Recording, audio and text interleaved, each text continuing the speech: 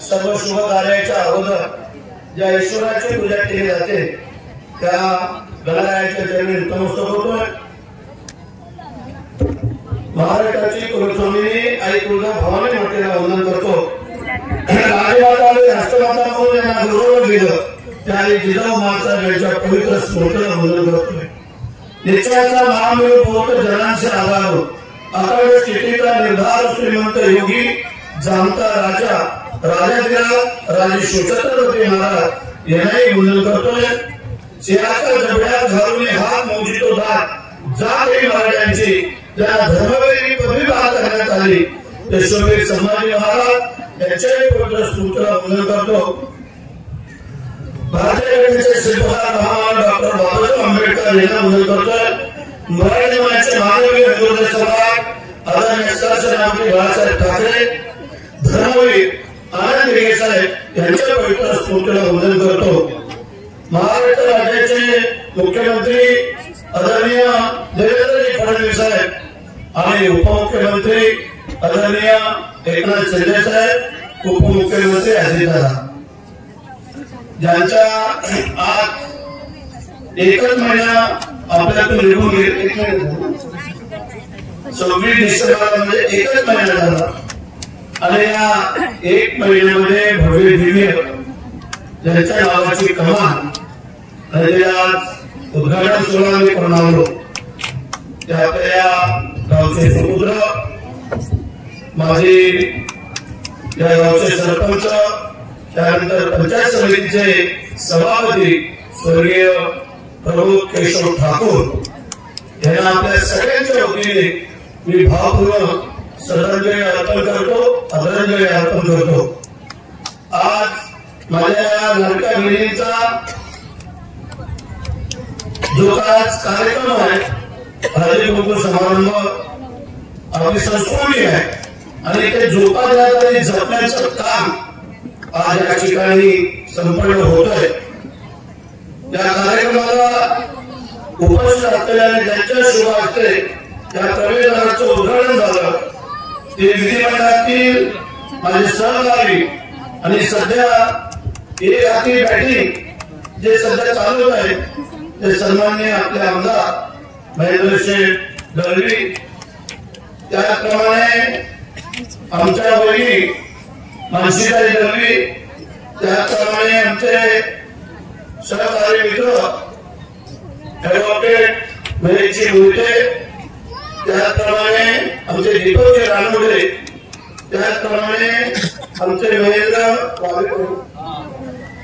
वावेकर आणि ज्यांनी आपल्या म्हणजे तिघांनी आपण बॅटिंग करून टाकलेली आहे। मला तसं काही शिकत नाही आणि आम्ही पण आता त्याच्यावर काही जास्त बोलणार नाही बोलणार तुम्ही पण महेश अनुभव सांगितला राजाभाऊनी पण सांगितला आणि जास्त वटवट आमदार करत होता आम्ही काय बोलायला गेलो तर हा आम्हाला सांगायला थांबा काय मी बोललो बघ एक ना एक दिवस त्याचा प्रयत्न घे म्हणजे लय दुःख झालं एवढं दुःख झालं आम्हाला विजय निवडून आलो त्याच्यानं तेवढं आम्हाला दुःख झालं।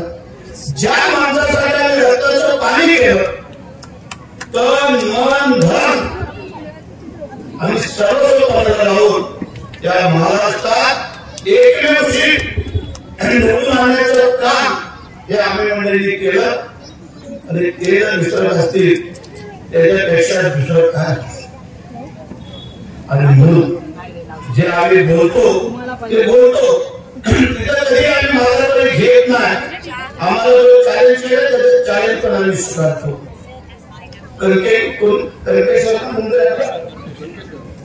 कणकेश्वरच्या मंदिराची आख्यायिका अजून त्याला माहिती नसेल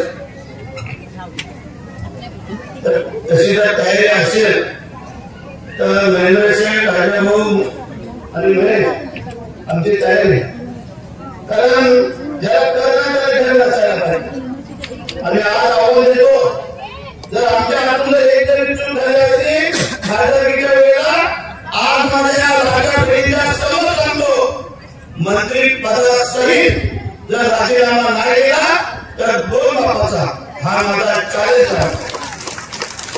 त्यांनी सांगितलं ना आमचं चुका आणि दाखवून द्यावे हे तरी चूक. आम्ही उगाच बोलत नाही. आम्ही छत्रपती शिवाजी महाराजांच्या भूमीतले मावळे आहोत. आम्ही कावळे नाही आहेत की हाताने उडून गेले. आम्ही मावळे आहोत. आणि म्हणून आज त्या माझ्या भगिनी आलेल्या सर्व कार्यकर्ते आलेले आहेत. त्या आपल्या स्वर्गीय प्रमोद केशव ठाकूर त्यांच्या कमानीचं उद्घाटन झालेलं आहे. त्यांची पूर्व पिढीका पालेकर तुम्ही सगळ्यांनी माहिती आम्हाला याच्यावर नव्हती. फक्त थोडी कोण ओळख होती जिल्ह्यामध्ये येत होतो त्यावेळेला. आणि ठीक आहे शेवटी विधी पण टाळू शकत नाही. तुम्ही किती कसले काही प्रयत्न केले जे विधी केला तो नाही टाळू शकत. त्याच्या तिथे गेलेला आहे. त्याप्रमाणे त्यांचं आयुष्य होतं तेवढं त्यांचं जगणं झालं.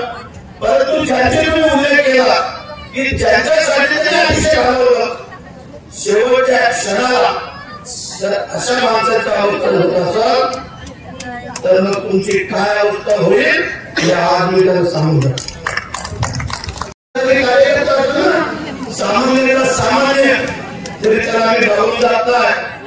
त्याला सामोरं घेऊन विचारतो काय काम आहे कशाला आलास काय तुझं आहे. आम्ही असे खाट्या मारून जात नाही.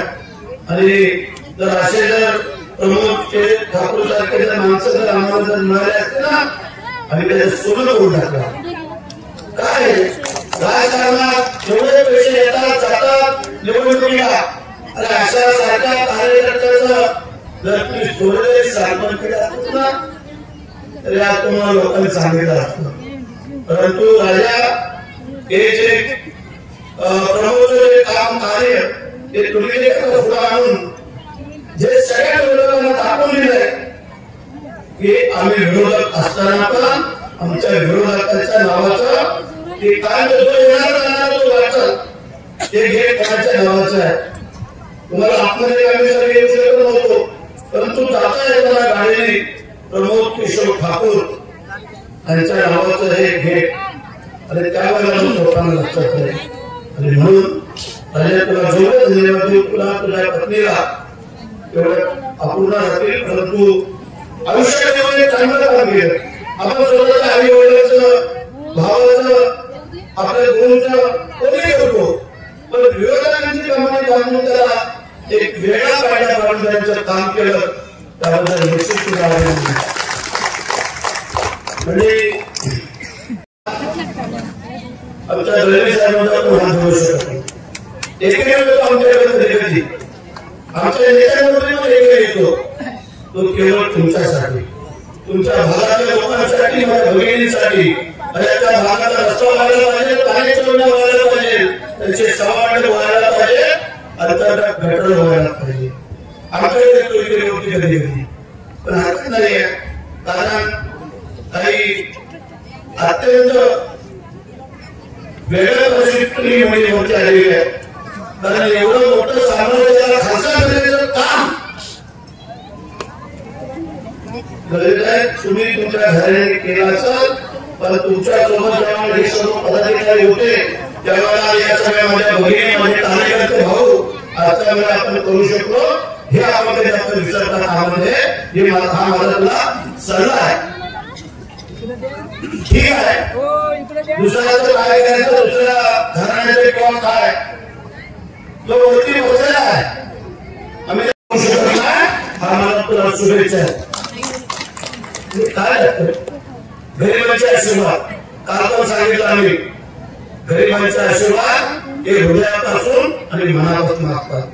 श्रीमंताला आशीर्वाद येत नसतात आणि नेहमी सांगायला लागलेला आहे माणसाचं घर मोठं असण्यापेक्षा माणसाचं मन मोठं असावं लागतं. त्याचं घर मोठं आहे आणि मन मोठं आहे.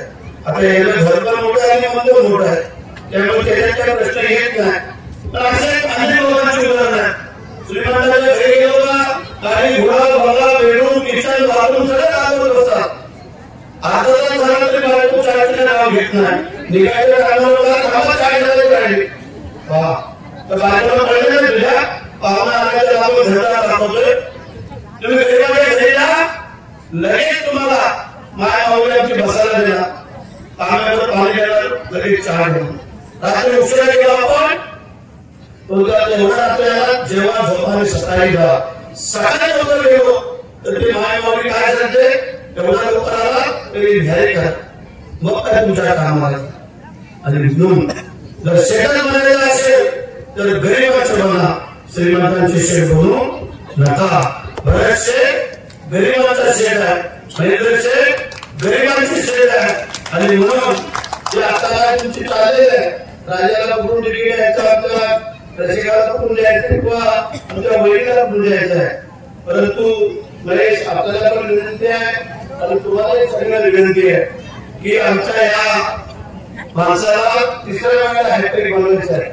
लक्षात ठेवा, जे लागत आहे शासनाच्या माध्यमातून जिथे जिथे आवश्यकता लागेल तिथे हा तुमचा माणूस तुमच्या पाठीमागे ठाम उभा आहे.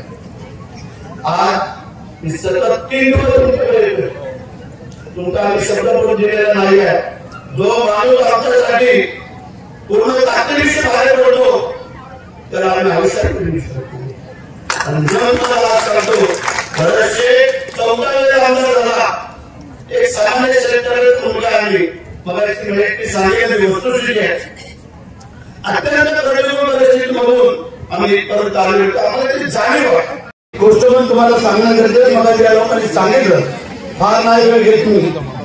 म्हणजे काय राजकारणामध्ये आमच्या आयुष्यात सगळ्यात मोठं भाग्य की त्या मतदारसंघाचा आमदार म्हणून आमदार झालो. नामदाराची व्याख्या मागच्याच वेळेला आमच्या घरात पडली होती.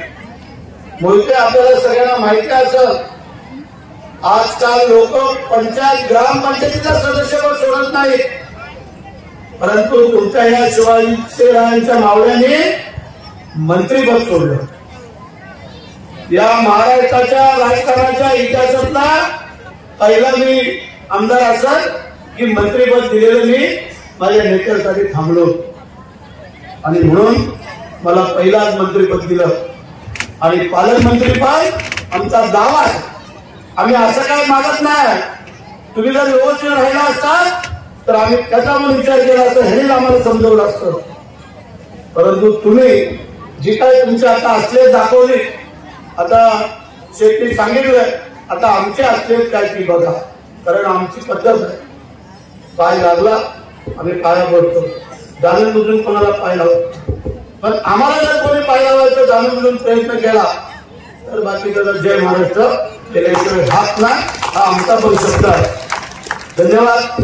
तुम्हाला माझ्या लाडक्या बहिणीला थोडं जास्त थांबायला लागलं, परंतु त्याचीही काळजी करायचं कारण नाही आहे. कुठलाही काही प्रसंग असू द्या, त्या आमच्या सगळ्या रंगरागिणी त्या तुमच्या पाठीमागे असतील. त्यांच्या जेव्हा काय अडचणीतला भाग सुटणार नाही तेव्हा आम्ही सगळे तुमच्या पाठीमागे आहोत. काळजी करायचं कारण नाही आहे. जय हिंद, जय महाराष्ट्र, वंदे मातरम.